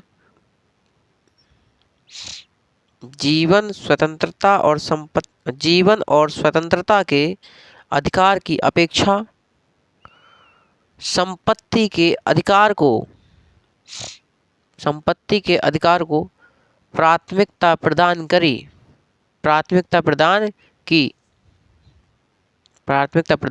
की और जीवन और स्वतंत्रता के अधिकार को जीवन और स्वतंत्रता के अधिकार को जीवन और स्वतंत्रता के अधिकार को संपत्ति के अधिकार में समाहित माना।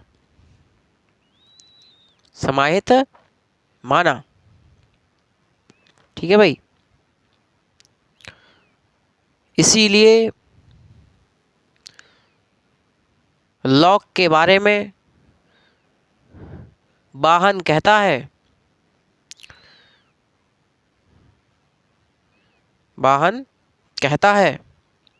अगर लिखें बाहन का कथन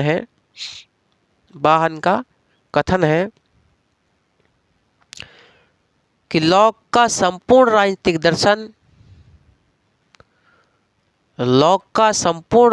दर्शन व्यक्ति के संपत्ति की सुरक्षा करना है।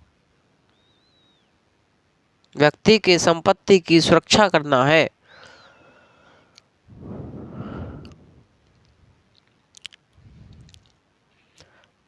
लॉक के अनुसार, आगे लिखे नई लाइन से, लॉक के अनुसार प्राकृतिक अधिकार अविभाज्य, अदेय एवं अहस्तांतरणीय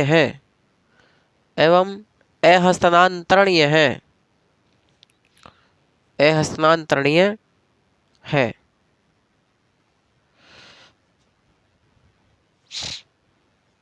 ठीक है, आगे लिखें।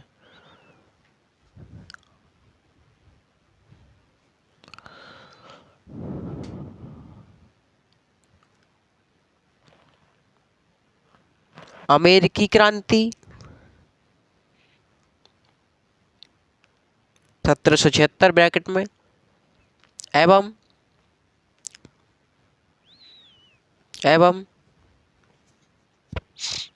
फ्रांसीसी क्रांति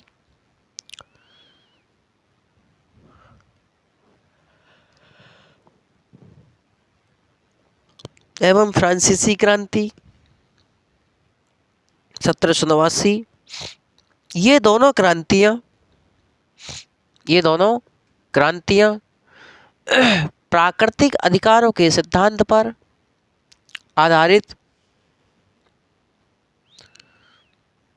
मानी जाती है, मानी जाती है। आगे लिखें, फ्रांसीसी क्रांतिकारियों का नारा था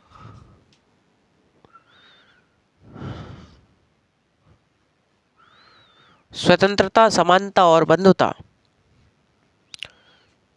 स्वतंत्रता, समानता और बंधुत्व, यही नारा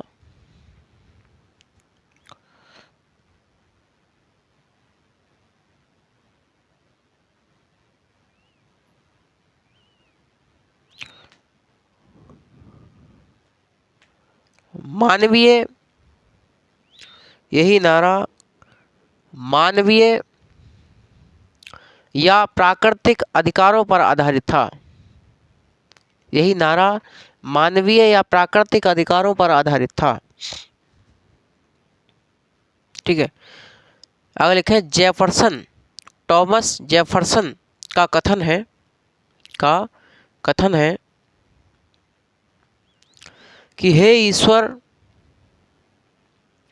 ईश्वर, मुझे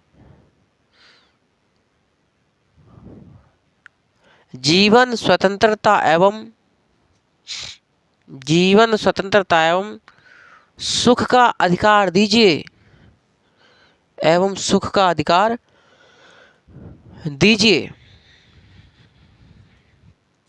ठीक है भाई, इतना हो गया, बहुत अच्छे। आगे लिखें, आगे चलकर, नई लाइन से लिखें, आगे चलकर प्राकृतिक अधिकारों के सिद्धांत की आलोचनाएं हुई।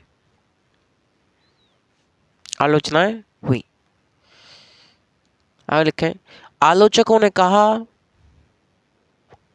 ने कहा कि सामाजिक विषमता स्वाभाविक है।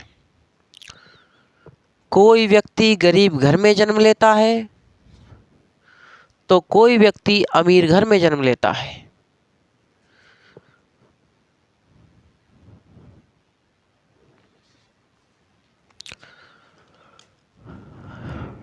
ठीक है, आगे लिखें, लॉस्की का कथन है,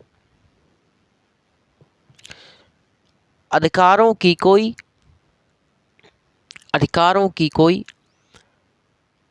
अपरिवर्तनशील एवं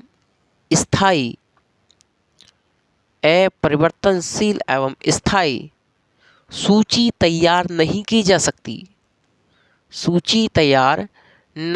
सकती है। ठीक है, आगे लिखें, आलोचनाओं में आगे लिखें, जहां प्राकृतिक अधिकारों का सिद्धांत अधिकारों को निरपेक्ष मानता है, जहां प्राकृतिक अधिकारों का सिद्धांत अधिकारों को निरपेक्ष मानता है, वहीं आलोचकों ने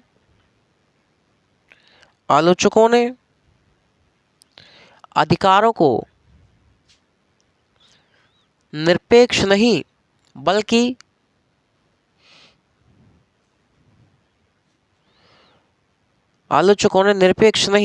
माना, बल्कि कहा कि सामाजिक हित के आधार पर इन पर प्रतिबंध लगाया जा सकता है। सामाजिक हित के आधार पर इन पर प्रतिबंध लगाया जा सकता है। ठीक है भाई, बहुत बढ़िया। आगे नई लाइन बना के लिखे भाई,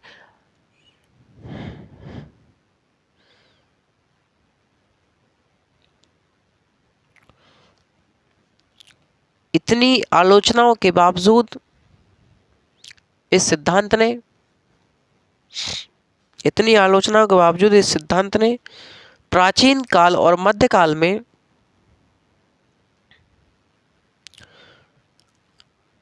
प्रचलित विषमताओं को कम करने का प्रयास किया।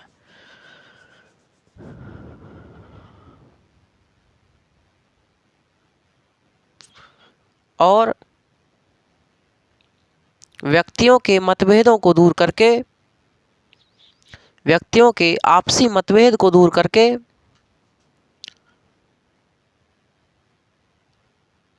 सभी को एक समान माना, सभी को एक समान माना। ठीक है।